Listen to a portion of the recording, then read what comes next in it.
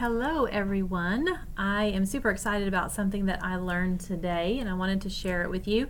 I jumped on a lunch and learn, a TCEA lunch and learn this afternoon with Danielle Olson and Miguel, and Danielle shared something really cool that apparently no one in our office knew about, but we get lots of requests for this feature, so I wanted to share a little tip with you.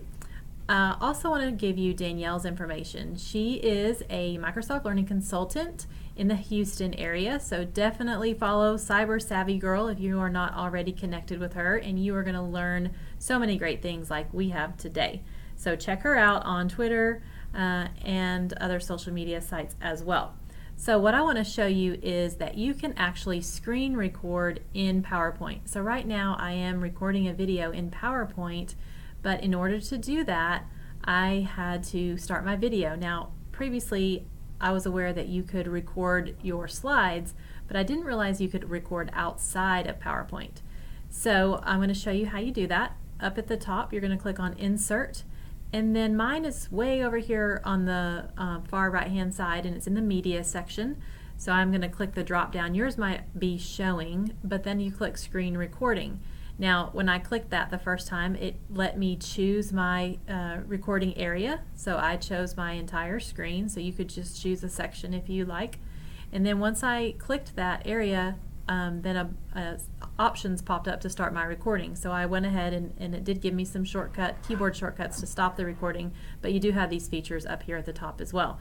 So my recording started, and then I can go ahead and get out of PowerPoint. That's the cool thing that I didn't realize with this.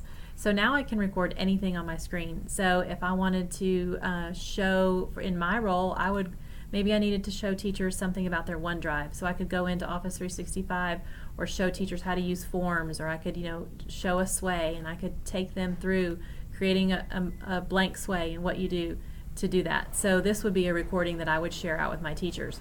But if you are a classroom teacher, and let's say you have an LMS that you use and you're trying to show your students how to log into something or use a certain site, or you just wanted to record a lesson and flip that, if you will, and give that to your students at night and post that on your website, or put that up in your LMS, you can do that as well. So you can take this video and you can then embed it in your PowerPoint or save it as a standalone file.